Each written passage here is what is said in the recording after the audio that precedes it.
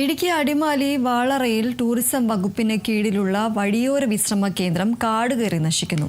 വളറ ടൗണിന് സമീപം ദേശീയപാത 85 അരികിലാണ് വിശ്രമ കേന്ദ്രമുള്ളത്. മുമ്പ് സ്വകാര്യ വ്യക്തികൾക്ക് കരാർ അടിസ്ഥാനത്തിൽ വാടകയ്ക്ക് നൽകിയിരുന്ന ഈ കേന്ദ്രം പ്രവർത്തിച്ചു വന്നിരിക്കുകയായിരുന്നു.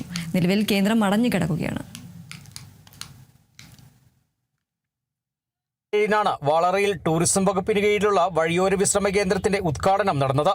മൂന്നാറിലേക്ക് എത്തുന്ന വിനോദസഞ്ചാരികൾക്ക് വഴിമധ്യേ താമസിക്കാനും വിശ്രമിക്കാൻ സൗകര്യമൊരുക്കുകയെന്ന ലക്ഷ്യത്തോടെയായിരുന്നു പദ്ധതി യാഥാർത്ഥ്യമാക്കിയത്. എന്നാൽ വർഷം പലത് പിന്നിടുമ്പോഴും ഈ പദ്ധതിയുമായി ബന്ധപ്പെട്ട കെട്ടിട സ്ഥല സൗകര്യങ്ങൾ ഇനിയും ടൂറിസം വകുപ്പ് വേണ്ടവിധം പ്രയോജനപ്പെടുത്തിയിട്ടില്ല. മുൻപ് സ്വകാര്യ വ്യക്തികൾക്ക് കരാറടിസ്ഥാനത്തിൽ വാടകയ്ക്ക് നൽകിയായിരുന്നു ഈ കേന്ദ്രം പ്രവർത്തിച്ചു വന്നിരുന്നത്. നിലവിൽ കേന്ദ്രം അടഞ്ഞുകിടക്കുകയാണ്. കെട്ടിടവും പരിസര പ്രദേശങ്ങളും കാട് കയറി മൂടിയിട്ടുള്ള സ്ഥിതിയുമുണ്ട്. പരിപാലനമില്ലാതെ കിടന്നാൽ ലക്ഷങ്ങൾ മുടക്കി നിർമ്മിച്ചിട്ടുള്ള കെട്ടിടം ക്രമേണ നാശത്തിലേക്ക് കൂപ്പുകുത്തും. വലിയ ടൂറിസം സാധ്യതകളുള്ള DTPCയുടെ വഴിയോര വിശ്രമ കേന്ദ്രം കാട് കയറി നശിച്ചുകൊണ്ടിരിക്കുകയാണ്. അപ്പോൾ ഇത് നാശത്തിൻ്റെ വക്കിലാണ്. അധികാരികളുടെ ഭാഗത്തു നിന്ന് വലിയ രീതിയിലുള്ള അനാസ്ഥയാണ്.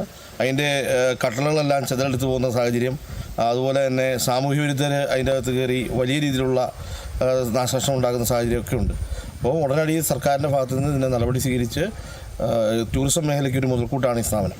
സഞ്ചാരികളെ ആകർഷിക്കാൻ പോകുന്ന സ്ഥല സൗകര്യങ്ങൾക്കൊപ്പം നേര്യമംഗലം വനമേഖലയുടെ ഭംഗി ആസ്വദിക്കാൻ കഴിയും വിധം കൂടിയാണ് കെട്ടിടം സ്ഥിതി ചെയ്യുന്നത്. ടൂറിസം വകുപ്പ് നേരിട്ട് നടത്തിയാൽ പോലും വരുമാനമുണ്ടാക്കാൻ കഴിയുന്ന പദ്ധതിയാണിങ്ങനെ കാടുകയറി നശിക്കുന്നത്.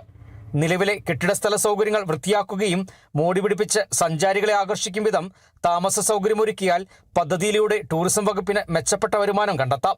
സ്വകാര്യ വ്യക്തികൾക്ക് വാടകയ്ക്ക് നൽകിയാലും പദ്ധതി പരിപാലനമില്ലാതെ നശിക്കുന്നത് ഒഴിവാക്കാം. Bineesh Antony, Kerala vision news, Idukki.